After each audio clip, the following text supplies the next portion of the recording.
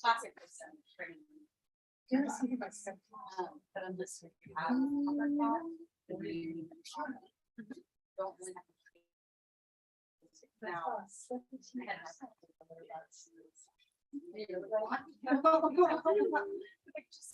But medically, like there's somebody who has I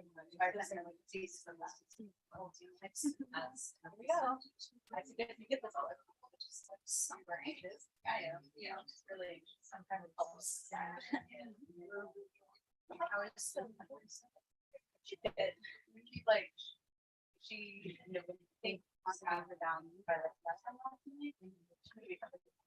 I heard she was saying like so much good. She's just straight. She's really good. Maybe she smiles a lot. She's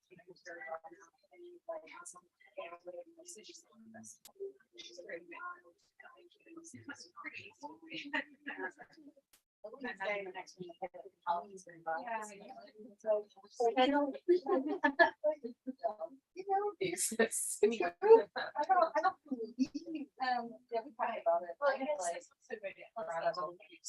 mean, I believe in like since I think my is right to sell that element.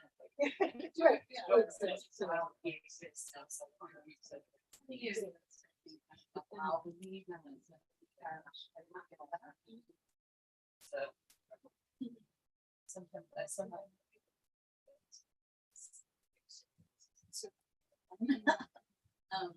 It's just probably if you want to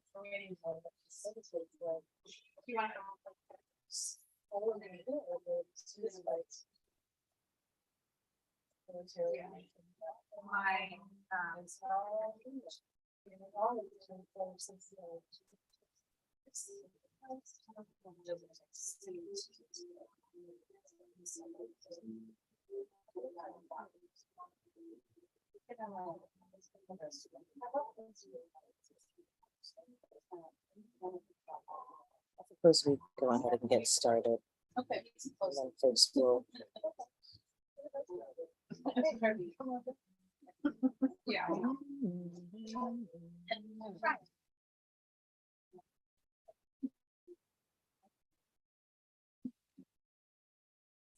So, we want to turn that on, but I'll introduce you everyone first. Greetings, everyone. Thank you for your patience. We're hoping that the rest of the audience will find their parking soon as well. In the meantime, hello and welcome. My name is Stacey Rose. I'm the events manager here at Lost City Books. And for those of you who are brand new here and have never been in the store before, I'll tell you a little bit about us. We are a used, new, and rare store located in the heart of Washington, D.C.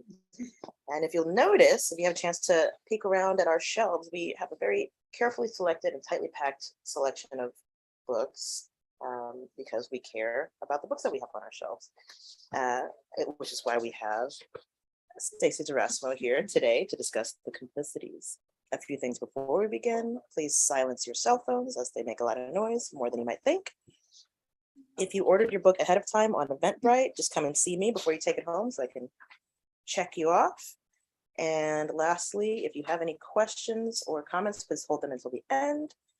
As you can see, this event is being live streamed, and while none of you are visible, if you choose to ask a question later, that question will be a part of the live stream, right?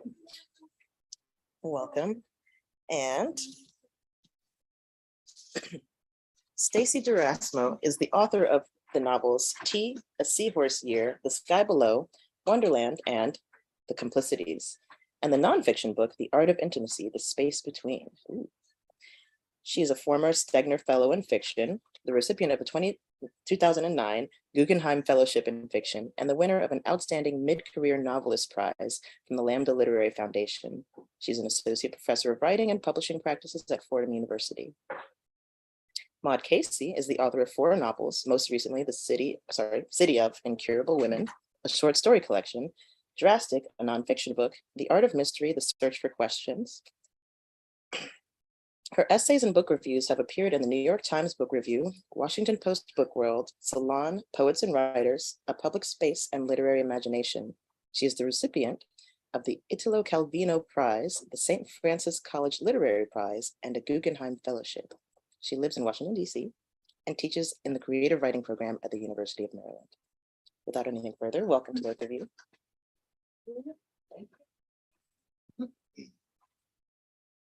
So I'd like to start with, we've got a lot of folks viewing on the YouTube as well.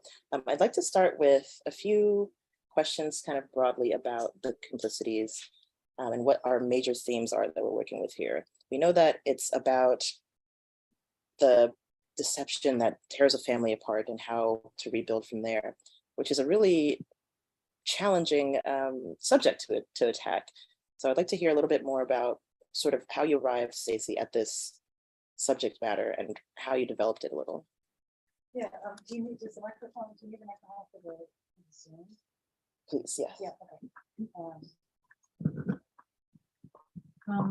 So the book is, you know, as you said, is has to do with this web of this family, a couple different people in particular, around a guy who has committed like a pretty substantial financial fraud.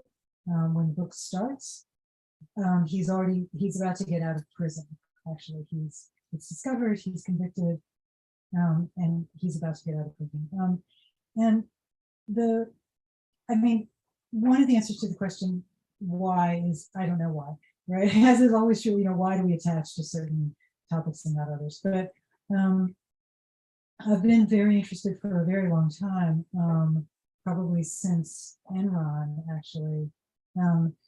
Not so much in the sort of the kind of big bad actors, the people running the show, but I've been really, really interested in the people around those people, because very, very often in these situations, whether it's like a Bernie Madoff or a Harvey Weinstein or Jeffrey Epstein, some of these huge, huge things, many, many, many people knew.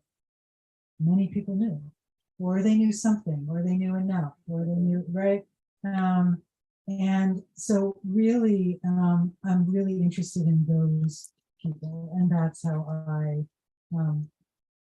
that was kind of where I initially went with this, what I was initially interested in. And I think that probably the reason that I chose a financial crime is that it's kind of it has a cold valence in a certain kind of way. I mean, you know, you think of someone like a Harvey Weinstein, and that's like so charged, and you know, there's so much physical violence, right? But financial crimes tend to seem as if they aren't violent, and as if they aren't actually you know, sort of maiming or damaging people, when of course they are, right? But I feel like it's a little easier to see on something that we think of as a little colder, and that when you're in the middle of it, you can kind of, it's a lot easier to say, well, you know, they're all right, you know, or well, I didn't really, it's just numbers on the screen. It's, you know, it's like drone strikes in another country, right? It's a lot easier to kind of distance ourselves from that. Whereas if you're stabbing someone with a knife, you know, are often a little more aware of what you're doing. Absolutely. Yeah. To hone in on what you spoke on with regards to violence and sort of the way that violence is absorbed by a society or by a community. Can you talk a little bit more about how you, because as you said, the financial crimes are often viewed as if they're not acts of violence, but in a lot of almost every case of these major financial crimes, they're actually acts of mass violence against an entire community, or in some cases, the entire country, right? Yeah. So can you talk a little bit about how you explore that in the book and sort of shine a light on what that kind of violence means? Yeah, I mean, so what happens in the book is that it's told from the point of view of his ex-wife, who was with him the entire time that he was conducting all of this fraud. And she benefited from it in many, many, many ways. And what happens in the book is that there are these kind of never-ending sort of circles of damage that keep on happening, that sometimes do result in actual violence, right? But that also result in all kinds of damage and loss and fracturing and you know, I had to learn. There were a lot of things I didn't know anything about when I started. You know, I didn't really know a lot about white collar crime. There's stuff in there about building spec houses and, you know, getting certain kinds of construction loans, or all these things I need to kind of learn about to make it plausible. But one of the elements in financial crime that I had to learn about, that I found the most interesting, and in many ways one of the biggest elements in the book, is the concept of restitution. So, you know, if you're indicted for, you know, big financial fraud, you know, then what happens is, not only do you go to prison, but you're ordered to pay restitution to the victims, which usually isn't like dollar for dollar what they lost. It might be, you know, 10 cents on the dollar or something, but it's the sum that you're required to pay. And the burden of that restitution falls and ends up falling in a lot of different places on the characters in the book. And the other thing about restitution is that it accrues interest. So the longer you don't pay it, the bigger it gets. And in fact, some of the people who have, you know, been convicted of financial crimes and gone to jail and everything, gone to prison, what actually gets them in the end is the restitution, because they can't pay it. But it doesn't just get them, it gets a lot of people, right? And that's the way that this radiates, and that's the way that this kind of permeates the book, is this growing debt. It grows like something organic, like it just keeps getting bigger. And I find that, I mean, that's true, right?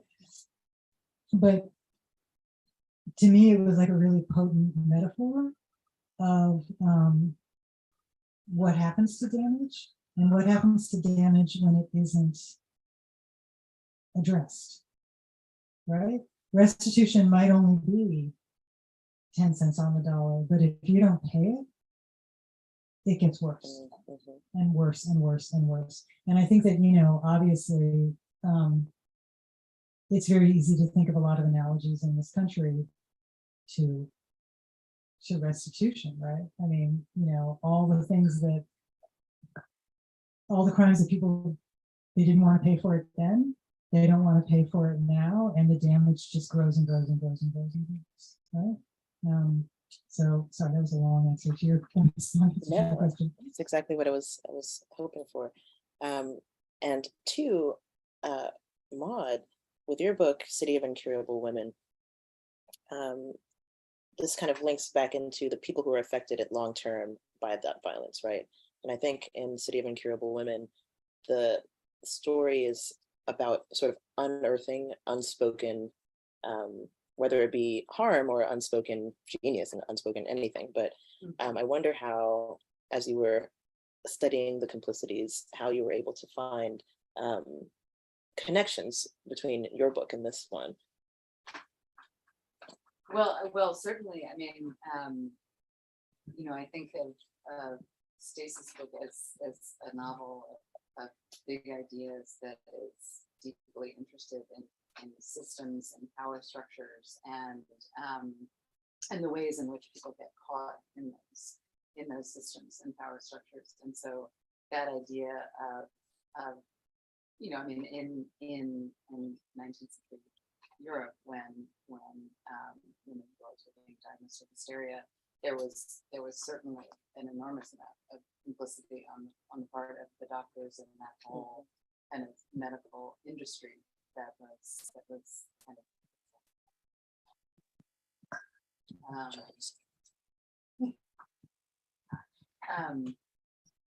I wonder if we could hear a little bit. Sure, yeah, sure. Mm. So I'm just gonna read from the first few pages. Even now, I walk around with this feeling all the time. I want to say, you don't know how it was. I want to lay it all out so the whole shape of it is clear. It's so much bigger and stranger than you think. It wasn't what you'd imagine, not for any of us, not even for him. We were like the blind man and the elephant. So I guess you could say this is me drawing the elephant or the whale, as it turned out. Because, and this is another part of my point, this is what's so frustrating about how stories like ours get told. There was so much that we didn't know because we didn't know one another yet. So much that I didn't know. And the things I knew couldn't help me when there were all these other things that I didn't know were happening. Besides, facts only take you so far. And even facts look different next to other facts. For example, how big was his crime? Bigger than a bread box, smaller than Chernobyl. If, let us say, the roof of your local high school gym collapsed during school hours because of shoddy construction, it was that big. So maybe it would be only a day in the national news, unless it was your child who was in gym class when the roof fell in. And then it's the rest of your life and the lives of everyone you know. It depends on where you're standing. Of course, I happened to be standing very close because I was Alan's wife. Noah was just a teenager. In our case, the crime had to do with money. Alan worked in money, but it could have been worse. There are so many ways to go wrong, terrible ways. I'm not saying he didn't commit a crime. He did things with people's money that you aren't really supposed to do. He'd been doing it for a long time, and he got caught. I thought he was clever about currencies and exchange rates, but it turned out he'd been doing other things. Anyway, people who were already rich got angry. But the damage, to switch metaphors, is like water damage. It isn't proportional to the crime. It seeps and spreads unpredictably. At first, people don't understand why there's a water stain, as it were, on the ceiling, or where the dripping is coming from. And then they do. And then it gets very bad. Life gets impossible pretty much. And people have lots of opinions. And they say you destroyed their family's future. But did anyone care about our family and what was happening to us? Why were we suddenly the bad guys? I mean, look, sure, you can call me complicit, but there's complicit and complicit, isn't there? It isn't only one thing, one label that explains everything in every situation. There isn't complicity, but complicities, errors of different sizes. Plus, there are other factors, choices that in hindsight maybe weren't right, but in the moment it seemed different. Other people have done a lot worse things. Pol Pot, drug cartels, sex traffickers. And we weren't like those Wall Street buffoons you've seen, the nouveau riche ones you can see coming a mile away by the supernatural glow of their teeth veneers. I graduated summa cum laude from Smith. Alan was a complicated guy, and he truly was so smart, incredibly smart. We sent Noah to Montessori school. We listened to NPR. Our friends were really interesting people, local artists and a chef, and gay guys who went to Burning Man every summer.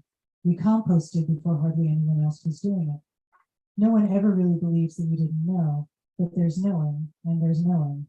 I knew that a good life cost money. That's what I knew. And I knew how smart Alan was and how hard he worked. Let's put it that way.